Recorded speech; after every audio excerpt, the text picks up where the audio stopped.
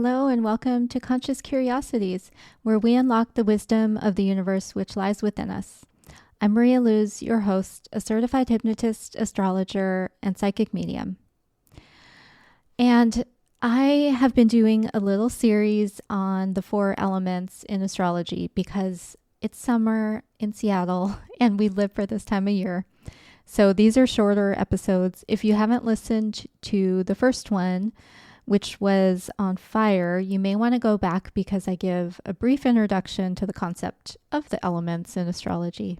And today's episode is entitled The Elements, Part 4, Water. Remember how I told you in the last episode on the earth element that the closer you look at each element alone, the weirder it gets, like looking at each of your eyebrows? Well, here we go again. So bear with me. I started thinking of water and its relationship to the moon, both as the planetary ruler of Cancer, one of the water signs that we will get to, and because of its impact on the most obvious water, to me anyway, the oceans. I live about a 15-minute walk from the Puget Sound, which is part of the Pacific Ocean, so I see the different tides almost every day. But I had only a vague understanding of the moon's role in them. And oh my goodness, do you know how many videos are out there explaining this? And that almost all of them are incorrect. So if you Google it, please do not watch any of them that say that the tides are a bulge caused by the moon's gravitational force pulling the ocean toward it, which then makes the earth follow, and then the opposite side of the ocean looks like a bulge. Those are all wrong. And if you want to learn, I will post the link to the video from PBS that, as far as I can tell, gets it right. And it's really complicated. So I would rather you just go watch it later and, I don't know, take my word for it. And for now, let me just tell you that that particular science rabbit hole didn't yield like anything super insightful for this episode, but it did align naturally with some of the other things that I know about the element of water in astrology. There is a cyclical nature, but the cycles are not exactly the same, and they depend on many factors. In both the water as an element in astrology, and when I was looking at the moon and the oceans of the earth. Again, I mentioned it was complicated. Well, so is the element of water in astrology. There's also, like the moon and the oceans, there's a push and a pull involved in the cycles. And I also thought of the second chakra, or the sacral chakra, because its element is water, and it reflects a changing level of consciousness, which again, I thought of the level of water or the changing tides. So again, once I started looking at this, like the one eyebrow, it just looked weirder. So that's why I told you to bear with me. I hope you're still there. Okay, so back to consciousness. So the consciousness which changes is that our understanding of self now includes an awareness of others. Or we could think of it, there's this feeling of unity, which then changes to a feeling of difference. And it's similar to the many tiny shifts in motion of the individual water molecules of the ocean, all adding up to the tides, because it is such a huge, vast amount of water molecules. I saw this analogy to these many tiny shifts in understanding our body's reaction, which are feelings, to external stimuli, and how all of those tiny shifts of our body's senses, so those are really feelings, how all of those add up to our emotions, which can also be thought of as high or low like the tides. So let's begin with Cancer, which, as I mentioned in the beginning, is ruled by the moon, and it's the cardinal or the initiating energy of the 3 water signs. And remember those cycles and the push and pull, and wow, Cancer really feels that. Like all of the signs of the zodiac, there is this inherent pull to differentiate and to expand into something else, because our soul put us in this body in order to have experience which leads us to evolution. But remember, Cancer is a crab, and it has a shell, and it goes through the discomfort of having new experiences and small changes until it gets to that point it's about to burst from its shell, and then it tends to freak out a bit and want to retreat into safety. So you may see and feel that wherever Cancer is in your birth chart. Cancer energy also feels that it is responsible for carrying all the memories of its loved ones. So it is really scary to change too much, because what if something important gets lost? And this is really where we look to the polar axis, which is Capricorn, and the other energies in the birth chart, because at some point, Cancer kind of has to say, screw you, carry your own memories and get on with its life. And this sign is known to be the most nurturing, yet it also is the best at self-nurturing when it acknowledges the need to do so. And while Capricorn may be surprisingly sentimental, because it does tend towards nostalgia for a certain time period, Cancer is really on the more practical, and in that it experiences all of the subtle changes, not just looking back at one particular time period. Because its ruling planet is the most changeable of all. It's the moon, which changes signs every 2.5 days. And the second chakra is also associated with sexuality and pleasure, which leads me to the second water sign, Scorpio. And I'm so tempted to look up memes of oversexed Scorpios right now, but I won't, because I am a serious astrologer. And while some of the memes may be partially true, it's not a casual sex that drives Scorpio energy. It's the need for intimacy and that deepest psychological knowing of the other person. For sure, knowing what brings pleasure to the other person, but also knowing their most messed up secrets. And Scorpio has a dual rulership. It has Mars from the Hellenistic astrology practice, and it has Pluto from modern astrology.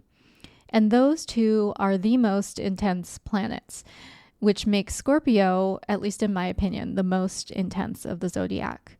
And in fact, many astrologers jokingly call it the fire sign of the water signs. And from the god of war, Mars, Scorpio gets a pretty dang high tolerance for pain and brutality and the darker side of human nature. And from Pluto, it gets the stamina to live and endure amongst that pain for quite some time. And I was thinking, if teammates were allowed in the Hunger Games, I would choose all Scorpios. And Scorpio energy is also that of dramatic transformation, almost like a death and a rebirth. And it is this drive to transform which can lend itself to seeking intimacy, I think. Because when you get that close to another person, a part of you risks dying for the sake of the relationship. And Scorpio energy knows intuitively that not to risk transformation is dying in a different way. It's that way that people describe as death by 1,000 cuts. And which brings us to our third water sign is Pisces, and that's the 12th sign of the zodiac. And I forgot to say that Cancer is the fourth sign associated with the fourth house, which relates to home, family of origin, and ancestors. And Scorpio is the eighth sign of the zodiac, which relates to the eighth house. And the eighth house, along with the 12th house, are perhaps the heaviest and most mysterious of the zodiac. And which is, I think, why I jumped from that death to Pisces. The eighth house is where everything taboo falls. So sex, death, other people's money, other people's stuff, and generally just an intense house like its rulers. And the 12th house is the end of a cycle and the culmination of basically everything. And that is Pisces. And it makes it really difficult to pin down, right? Because culmination of everything, that's a lot. And in fact, Pisces glyph are two fish swimming in opposite directions, yet tied together. And I look at that and I say, huh? So I think of it as, and I know someone said this, it's not my unique way to look at it, but like you're trying to grasp this slippery fish, and the tighter you squeeze, the more likely it will slip through your grasp. And that's Pisces. And it also has dual rulership like Scorpio. It has Jupiter in the Hellenistic tradition and Neptune in modern astrology. And I was thinking what these two planets' energies have in common are lack of boundaries, or perhaps in Jupiter's case, it's more a lack of respect for boundaries. They're both on the spectrum of impracticality, and they both want to be somewhere other than the present reality. And I have to admit, I have a watery chip on my shoulder about Pisces energy. It's where my North Node lies, and it's in my fourth house. And for most of my life, this is before I knew about astrology, but I was really puzzled and frustrated by anything that those two symbols, Pisces being all of the mystical and culmination and all of that, and the fourth house being home and family of origin. I was really frustrated by those things, which now that I know astrology is the point. Like, I was meant to have to do some work to seek those things and integrate them. So I was super comfortable in the Virgo end of the pool, which wasn't really a pool at all, but a highly organized and clearly defined and useful structure. And I had pretty awful experiences with this Piscean and fourth house side. But life really forced me to do the Scorpio transformation and pushed me into the Pisces pool. And here I am. And where exactly is that? I think to understand Pisces, we have to just suspend disbelief and feel. And at some point, you have to admit that what you feel is the truth. And even if it doesn't fit into a clean structure or match anything you've experienced, but if you feel it and it feels true to you, that's reality. So there are the dual fishes, right? The dual nature. And you can see how this Pisces energy can range from the idealistic, which would be Jupiter's influence, to the dreamy, which would be Neptune's influence. And what happened to me was that as I was determined to finally get alcohol out of my life, I have Neptune in the first house, which is, if you're not aware, it can be a sign of having problems with alcohol. But it also, Neptune is that dreaminess. So the alcohol allowed me to be in this false, kind of state of dreaminess or happiness. It allowed me to escape, which is one of those other Pisces things about being anywhere but here.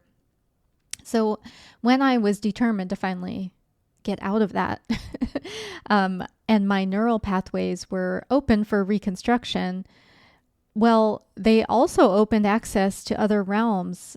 And that took shape as I was doing past life regression. I was really knowing and, seeing these memories that were part of me. And also with mediumship, being able to connect to the other side.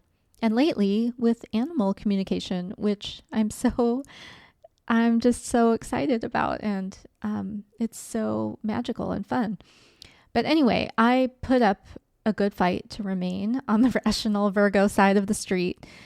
But ultimately, I couldn't live there anymore. Like there was just too much evidence that satisfied even my, Western science trained mind, that what I was picking up was true. The things that I was getting from the past loved one on the other side, they were things, that I could not have known and were validated, by the person who was on this side.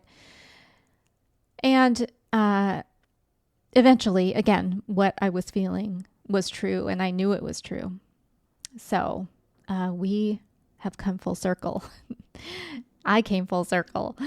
Anyway, I hope you did too. I hope you're still with me. Or maybe you're off watching that video that's explaining the moon and the tides. But I think coming full circle is really appropriate for Pisces, which we're ending on, and that we're ending this series on the elements in astrology. I hope this has been a helpful perspective and that you now feel empowered to be consciously curious about the element of water in astrology. If you want to personally work with me, just visit my website, marialuz.online. You can view the astrology, hypnosis, and mediumship services. I also have a lot of astrology basics info there and on my Substack, where I have a free guide to your big three as well. There's a coupon code. You can always email me if you need more help. Those are in the show notes. And finally, please share this podcast with your friends so you have someone to talk with about it. And I appreciate you so much, and I thank you for spending time with me. Have a wonderful day.